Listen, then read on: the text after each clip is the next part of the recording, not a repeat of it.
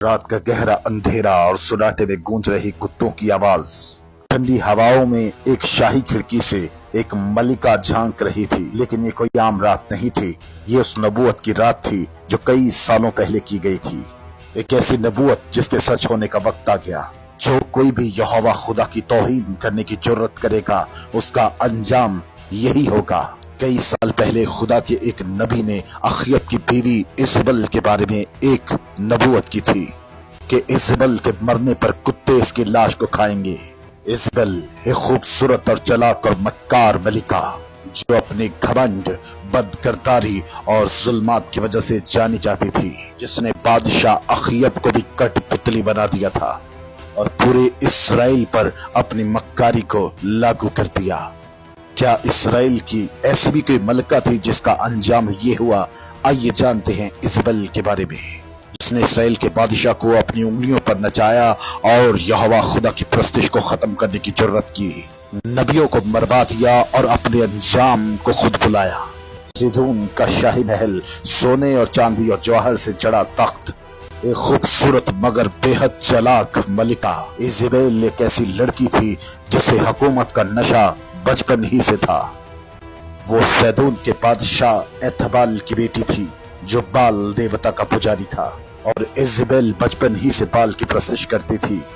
لیکن ایک دن ایک سیاسی سمجھوتے کے متحد اس کی شادی اسرائیل کے بادشاہ اخیب سے کروا دی گئی۔ نہ تو یہ کوئی پسندیدہ شادی تھی اور نہ ہی ایک رسمی، بلکہ یہ ایک چال تھی، ایک ایسا فیصلہ جو پورے اسرائیل کو بدلنے والا تھا۔ جب ایزبل اسرائیل آئی تو وہ صرف ایک ملکہ بن کے نہیں آئی، بلکہ وہ اپنی گھٹیا سوچ اور مذہب ساتھ لے کر آئی۔ اخیب ایک طاقتور بادشاہ تھا، لیکن اس کی سب سے بڑی کمزوری اس کی بیوی ایزبل تھی۔ ایزبل تخت پہ بیٹھنے والی معمولی ملکہ نہیں، بلکہ اس نے آہاب کو اپنی انگلیوں پر نچانا شروع کیا کہ وہ اس کی ہر بات ماننے لگا۔ ایزبل نے اخیب کو بال کی پرستش کرنے پر مجبور کر دیا۔ ملک اسرائیل جہاں صرف یہوہ خدا کی پرستش ہوتی تھی، اب وہاں بال دیوتا اور افکارات کی مورتیاں نصب کی جانے لگی۔ صرف اتنا ہی نہیں بلکہ یہوہ خدا کے ماننے والوں کو سزائیں دی جاتی۔ ایزبل نے حکم کیا اور یہوہ خدا کے سینکڑوں نبیوں کو مار دیا گیا۔ شاہی محل میں 850 سے زیادہ آستارات اور بال کے پجاریوں کو جگہ دی گئی۔ اسرائیل میں مذہبی آزادی کو ختم کر دیا گیا۔ یہوہ خدا کے ماننے والے چھپنے پر مجبور ہو گئے۔ اسرائیل کے لوگوں کو کچھ اندازہ نہیں تھا کہ اس اندھیرے میں بھی اجالا ہے۔ ایک نبی جو اسرائیل کے لیے آگے آنے کو تیار تھا۔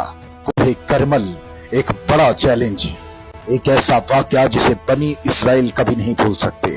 ایلیا نبی، یہوہ خدا کے بڑے نبیوں میں سے ایک نام، آخرکار ایزبل کے برخلاف کھڑا ہوا۔ اس نے بال کے پجاریوں سے چیلنج کیا۔ اس نے بال کے پجاریوں سے کہا کہ اگر بال خدا ہے تو آسمان سے آگ سے جواب دے، اور اگر یہوہ خدا ہے تو وہ آسمان سے آگ سے جواب دے گا۔ بال کے 450 پجاریوں نے پورا دن بال کو پکارا، لیکن کوئی جواب نہیں آیا۔ پھر ایلیا نے خدا سے دعا کی اور آسمان سے آگ آئی جس نے قربان گاہ اور قربانی دونوں کو کھا لیا۔ یہ دیکھ کر بنی اسرائیل چلائے کہ یہوہ ہی خدا ہے، وہی سچا خدا ہے۔ اسی دن بال کے 450 پجاری مارے گئے۔ یہ ایزبل کے لیے ایک بڑا جھٹکا تھا، لیکن اس نے غصے میں آ کر ایلیا کو مروانے کا حکم جاری کر دیا اور ایلیا کو بھاگنا پڑا۔ لیکن اس واقعے نے ایزبل کی ہار کی شروعات کر دی تھی۔